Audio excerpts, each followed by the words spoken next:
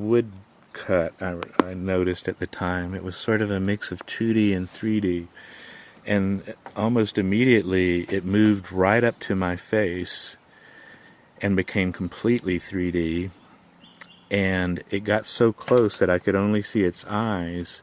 And then it began to lick my face in a very sweet and sensual way. And I felt this incredible bliss flood over me. And then it moved back just barely, and it said, "Do you want to finish this? Do you want to finish this thing we've been doing?" And I was like, "Yes, definitely. I need it. I need to be healed. Please do whatever needs to be done." And as soon as I gave permission, the jaguar lunged forward and ripped a big chunk of my physical form out and tore off like a hunk of meat away from my face. And I was in my body, and I was like seeing my whole body being torn apart by these teeth and his claws, or its claws. It was a female, I'm pretty sure. And it was tearing apart my muscle and flesh, and then cracking open my skull. And it was reached in and found this glob of congested energy, and it just smashed it with its paw.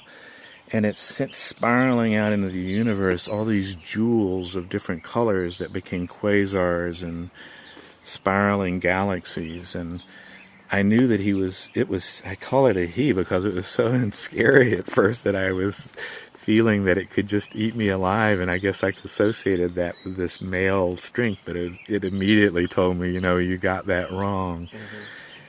And it spread out all these jewels, and I knew that it was dissipating all this fear and anger and guilt and shame and grief about my lived experience. And it went down slowly through my body and started reworking parts of my chakras, and it finally got down to my heart. And when it got to the core of my heart chakra, everything changed, and this storm, this kind of violent dismemberment that was very intense and realistic, came to an immediate halt, and the ayahuasca spirit became an emerald snake goddess with many, many eyes, uncountable, a myriad of eyes. If you tried to look on any part of the eyes, it just bloomed more eyes. And it was this iridescent emerald green, and it was a full, overfull experience rather than like a snake on the ground. It was like inside a snake world, and all other points of view went through the faceting of being snake. So it was a very powerful presentation, and it immediately said to me, "You've done well with the hard part, with the painful part. Now it's time for the pleasure and for the soft part, and for that you need to come inside me if you want to come inside me now." And I just gave myself to this invitation to an erotic pairing with this Holy Spirit of ayahuasca, and fell into a realm of erotic exchange that we really have to talk about ineffability, because there was nothing human about it. There was no human reference except for this overwhelming desire and pleasure. And it went on for quite some time, an immeasurable amount of time. And at some point, the snake said, we have another opportunity for you to come into my system of awareness and for me to be in your system of awareness. The plant spirits long to see the world from the human point of view. And one of the ways that you can do that is to switch places. If you're interested, we are in a place now where you can do that.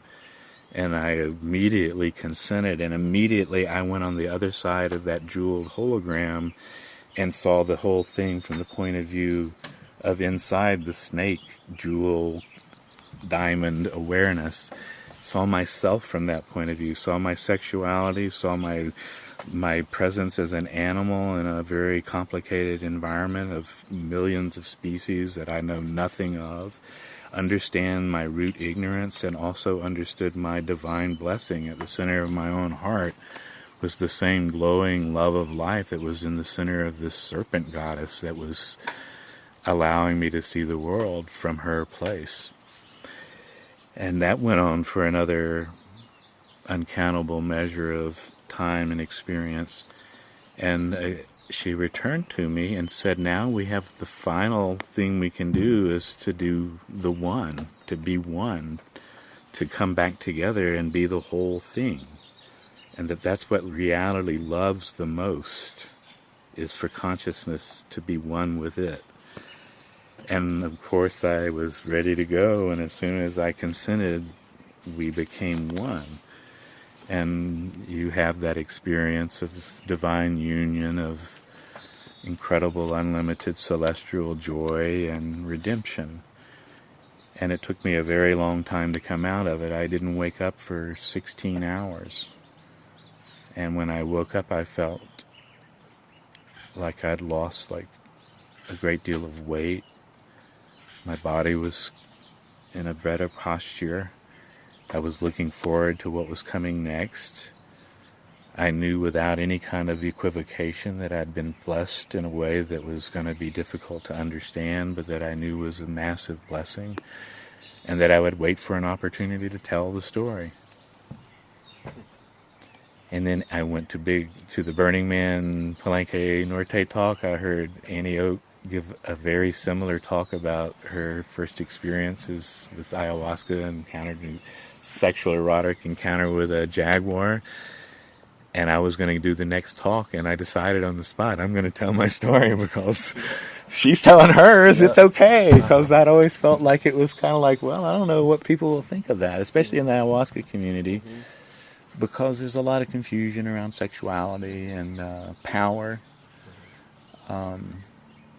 Rightfully so, there's a lot of issues and trust and dependence on an ayahuasquero when you're in a very vulnerable position, and those things are getting worked out. But they're new problems. We're all mestizos in this world now. We're all mestizos. We're all in an apocalyptic world where what we did before is not going to work. And so we have to have this merging of where's the wisdom from the past and the good-hearted intentions for the future that can lead to solutions. That's what we do.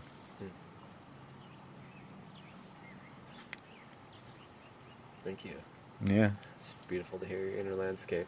Yeah, it's nice to talk about it. It's great to know that you're out there in the near neighborhood.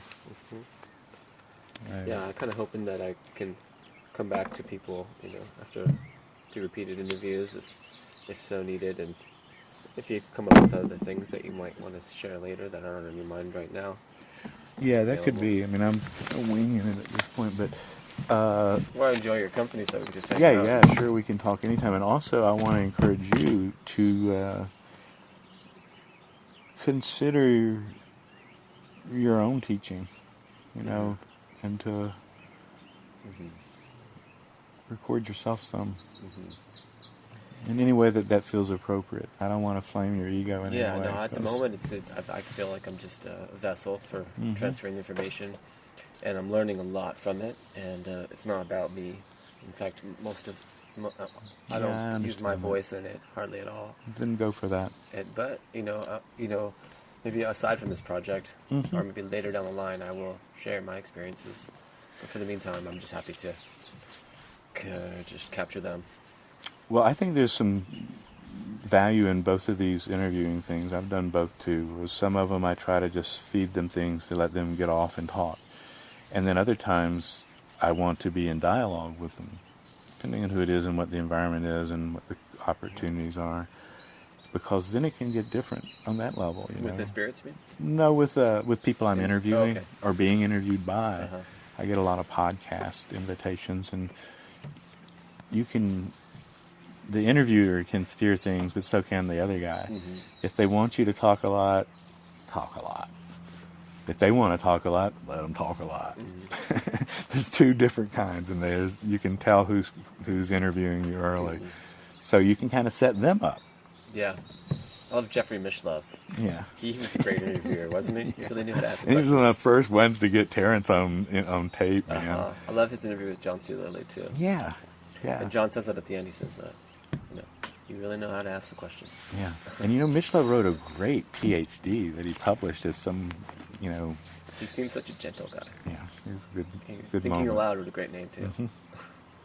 Yeah, got to it. What's happened to him, I wonder? I don't know. I've only seen a few of his things, and it was kind of like one of those parts of the past that I wouldn't have even come across had I not been researching John C. Lilly. What a great show he presented. Lilly definitely needs to be considered. See, you're one of those readers. He was marginalized by even his own intellectual community for his abuse, possibly, or his extensive use of ketamine and things like that. And people, and especially all the extrapolations he came back with about Echo, that people were like, yeah, it is just ludicrous. So, but he was a forerunner of exploration. Yeah, he was kind of huge. come back. Well, I was around when he was going through his end days and the edge of his community, not involved with it, but there were people that were involved in Terrence's world that were closer to Lilly than Terrence. Mm-hmm. And there was definitely a lot of grieving over some things going on in the community, and clearly some detachment from sense of responsibility and things like that. And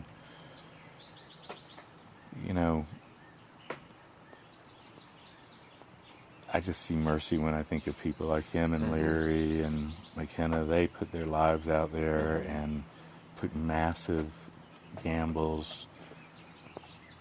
And man, it's like trying to figure out how to meditate when you're in a war zone or in a trench with people shelling you. It's you make mistakes, and you also just find a safe place and tuck in. That's what I think John did. He just said, I like it here. I'm more comfortable here than dealing with all that crap. Well, he also said that any good research should be compulsive. There you go. But I listened to this guy who runs a float tank operation up in Portland, who gave a beautiful recount of John C. Lilly's life and what he was really doing. And a company called Float On. I don't know the name of the guy, but he presented this 45-minute thing on YouTube on John C. Lilly, and he ended up finding the right people who are the caretakers of his work, and they gave him permission to reprint and publish The Scientist and a bunch of other Center of the Cyclone and some of these other books. Oh, great. So they've redone it and they're putting it out, and he's a real proponent for sharing what John C. Lilly had to offer, because unfortunately hardly anybody even knows about him or what he did, and it's insane because, well, he got shunned for giving LSD to the dolphins and for his extensive use with dissociatives and things, but really I think it was the ketamine thing, and he also had a little cultic thing around him. One of my former housemates was a genius animator and video guy, and years after I lost touch with him, he went and lived with Lilly and made movies with him and interviewed him and filmed them. I saw that little dolphin swimming around to the little things. And did he do that stuff for him? If it's silly, it's weird, then it's his. Probably, yeah. He's really into silly. He's in Alien Dreamtime. He made some UFOs and things for me. He's living at my house, and he was also a good friend of Mashahiro's. Masahiro came into my house, been on a trip to England, had been photographing with a group of, he's in some organization, an underground thing of scientists that study UFOs. That's his real love. And he's way into the alien thing. And if he's not an alien, that guy's a trip, then I'm not sure there are any human aliens. But at any rate, he comes back from England, he's staying at my house. I'm cooking, and I've got the TV on, but the volume's off, and the news is on. It was during Waco, as a matter of fact, the day before they burned everybody. And he said, hey, I brought you a photograph I knew you'd find interesting, and his funny Japanese talk. And he gives me this, I think it was a Polaroid, but it might have just been a print he had printed. Then he just gotten a roll of the things that he shot, and it was a crop circle that was in the universal handicap symbol, like you had at the parking things. And it was exactly that. And we were just kind of laughing at it. And I looked over his shoulder at the TV, and this reporter is doing a report on handicap parking, and right when he hands it to me, he's holding the license plate with the symbol on up on it on the TV, and I hit my hair and I said,